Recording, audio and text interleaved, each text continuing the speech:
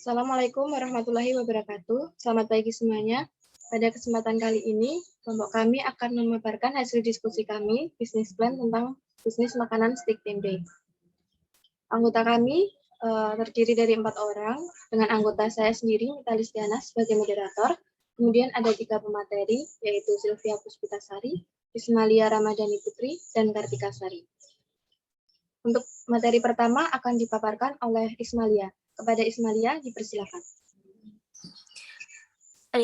Eksekutif adalah suatu individu yang berada pada kedudukan yang sangat penting dalam suatu perusahaan, karena eksekutif memiliki wewenang dan kekuasaan tinggi untuk mengatur operasi perusahaan.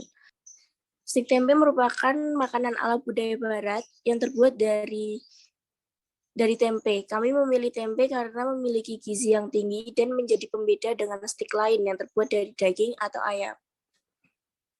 Stik tempe dijual dengan kisaran harga Rp13.000 dengan rincian perhitungan terdapat dalam bab keuangan. Visinya, mengembangkan usaha yang ada dan membangun potensi diri, membuat suatu mekanisme usaha berkualitas, dan menjadikan stik tempe sebagai makanan suatu hari di masyarakat. Menjadi usaha stik tempe yang mandiri dan berkualitas yang dapat bersaing mengembangkan usahanya dengan baik di dalam negeri dan memiliki harapan untuk mengembangkan usaha hingga mancanegara. Tujuan dari perusahaan kami mencari keuntungan, menarik minat konsumen, mencapai target penjualan. Terima kasih kepada Ismalia yang telah memaparkan materinya.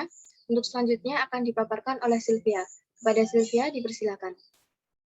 Gambaran bisnis ini memiliki manfaat, yaitu yang pertama manfaat ekonomi.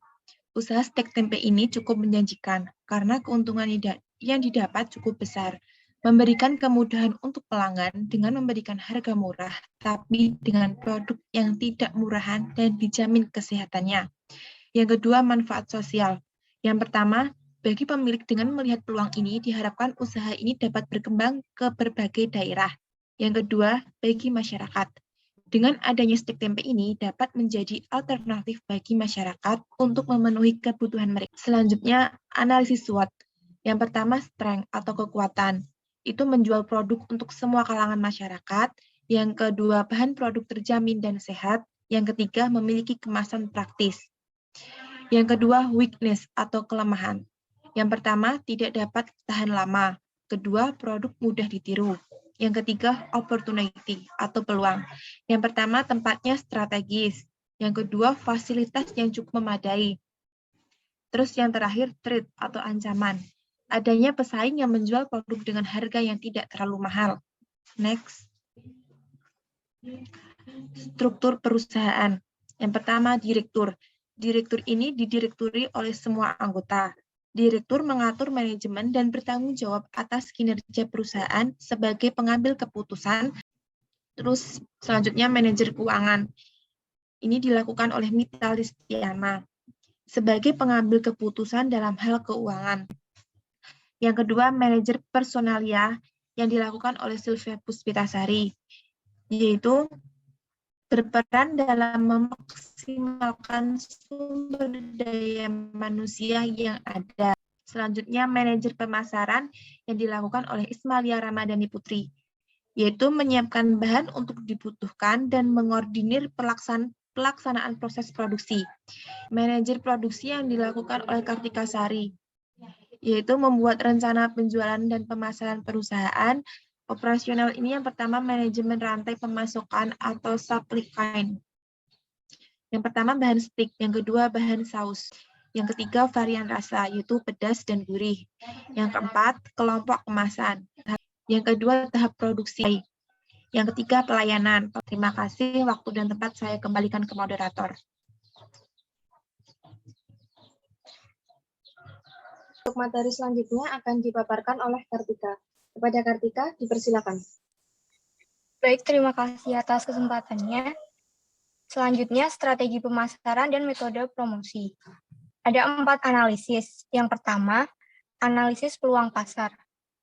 Selain harganya yang terjangkau, dengan keunikan stik yang berbahan dasar tempe ini, peluang pasar akan terbuka lebar. Hal ini karena anak muda menggemari makanan barat, tetapi tetap dengan kearifan lokal. Kemudian ada analisis targeting. Target pemasaran produk stik tempe adalah remaja, dewasa, orang tua, dan pecinta stik. Untuk pemasaran menggunakan media online dan membuka gerai. Kemudian analisis segmentation. Di analisis segmentation ini ada 3. Yang pertama demografis. Demografis maksudnya produk stik tempe menyasar semua kalangan mulai dari wanita, pria, anak-anak, remaja, dewasa, bahkan orang tua. Kemudian yang kedua, psikografis.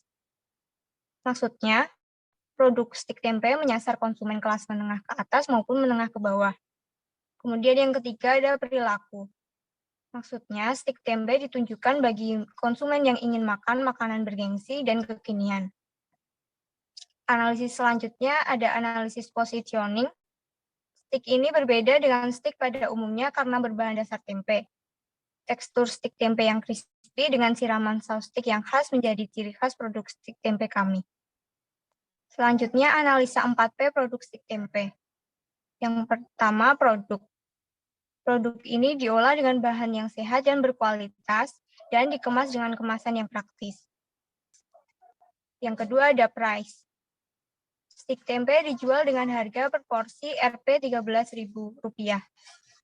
Yang ketiga ada place. Stik tempe dijual di gerai dekat kampus Universitas Negeri Yogyakarta, tepatnya di Jalan Kolombo, Karangmalang, Sleman, Yogyakarta. Produk ini juga dijual secara online dengan GrabFood, GoFood, dan ShopeeFood. Yang terakhir, promotion. Stik tempe mengiklankan produknya dengan menggunakan media sosial seperti WhatsApp, Instagram, dan Facebook. Next. Selanjutnya, keuangan.